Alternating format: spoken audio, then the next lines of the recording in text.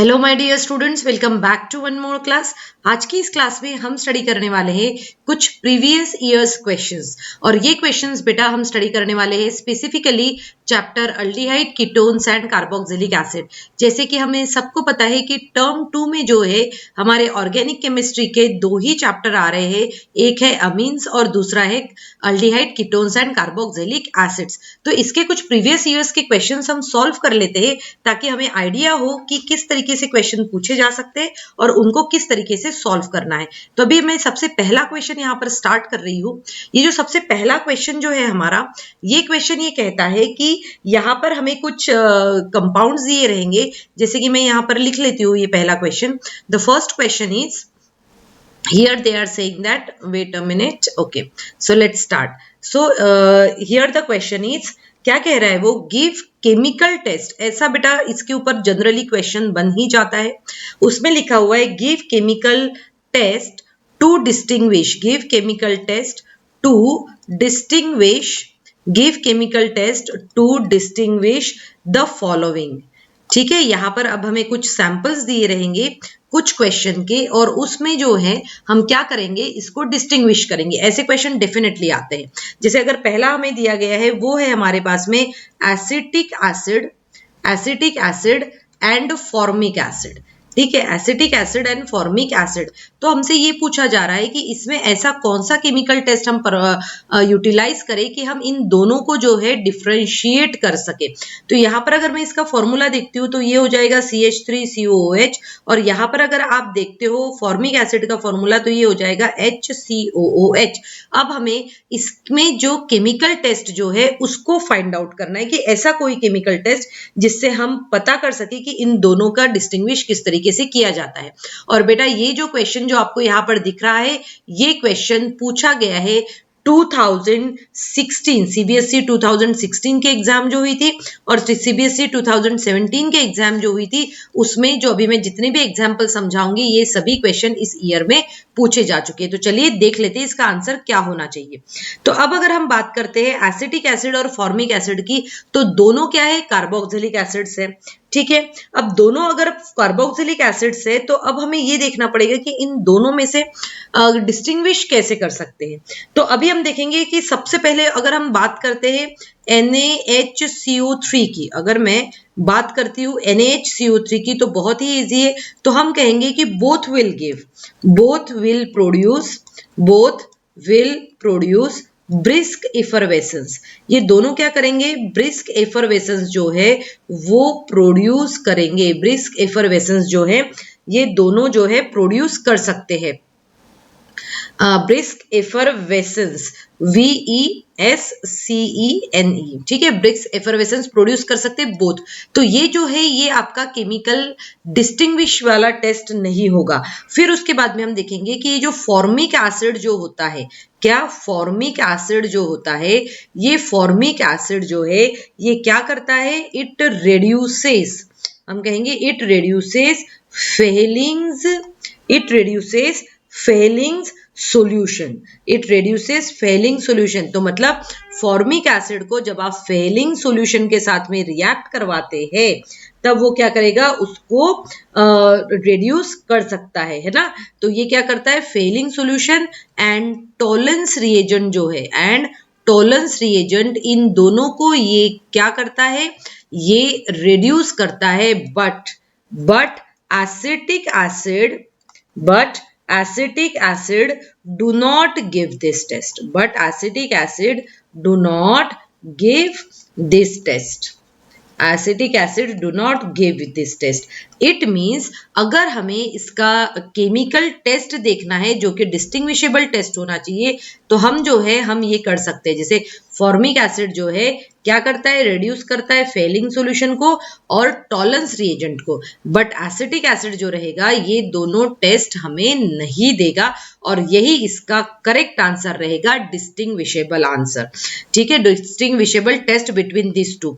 चलिए अब नेक्स्ट देख लेते हैं, एक और एग्जाम्पल देके समझते हैं इसको कि क्या दिया गया है। तो चलिए सेकंड जो दिया गया है, ये हमारा फर्स्ट एसिटिक एसिड और इसका हुआ। अब मैं सेकंड देख रही हूँ, सेकंड में क्या बोला है, अब हमारे पास में है एसिटिक एसिड, क्या है हमारे पास में एसिटिक एसिड है, एक हमें एसिटिक एसिड दिया गया है एंड बेंजोइक एसिड। क्या दिया है? Acetic acid and benzoic acid.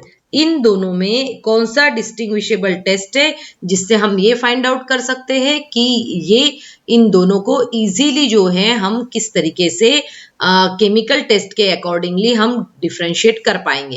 Acetic acid benzoic acid का मुझे फिर से फॉर्मूला लिखने की जरूरत नहीं है, वैसे फॉर्मूला के बेसिस पे अगर आपको समझ में आ रहा है तो इट्स वेल एंड गुड। ठीक है, तो ये हुआ हमारा बेंजोइक एसिड का फॉर्मूला, ये हुआ हमारा एसिटिक एसिड का फॉर्मूला। अब देखो एसिटिक एसिड का ये जो फॉर्मूला अभी हमने देखा है, अब हम क्या कर सकते हैं, जब अगर आप एसिटिक एसिड में, अगर आप एसिटिक एसिड में FeCl3 सॉल्यूशन मिक्स करते हैं, क्या करते हैं, FeCl3 सॉल्यूशन डाल देते हैं एसिटिक एसिड में, तो ये जो है ये आपको देगा ब्लड रेड कलरेशन। क्या देगा ये? Blood red colouration. और बेटा आप सभी ने ये जो है प्रैक्टिकल्स में पढ़ा हुआ है, एक्सपेरिमेंट भी देखा हुआ है इसका। ठीक है, हम ब्लड रेड कहते हैं या फिर इसको वाइन रेड भी कहा जाता है, ब्लड रेड और वाइन रेड भी कहते हैं। और ऐसा क्यों होता है या फिर ब्लड रेड या वाइन रेड क्यों बनता है? हम कहेंगे ड्यू टू फॉर्मेशन ऑफ, ये ऐसा क्यों हो रहा है? ड्यू टू फॉर्मेशन ऑफ, ये ऐसा इसीलिए हो रहा है due to formation of ferric acetate. किसकी वजह से हो रहा है ये? Due to formation of ferric acetate. Ferric acetate की वजह से यहाँ पर ये बन रहा है। अगर रिएक्शन अगर मैं रिएक्शन भी लिख सकती हूँ, बट जनरली अगर ये सिर्फ 1 मार्क के लिए तो आपको रिएक्शन लिखने की जरूरत नहीं है। बट अगर वही बात हम बेंजोइक एसिड के साथ में करें, वही बात अगर हम बेंजोइक एसिड के साथ में कहें, तो बेंजोइक एसिड में जब आप FeCl3 सॉल्यूशन पोर करते हैं, बेंजोइक एसिड में जब आप FeCl3 सॉल्यूशन पोर करते हैं, तब वो क्या देता है? बफ कलर बनाता है। वो क्या बनाता है? बफ कलर।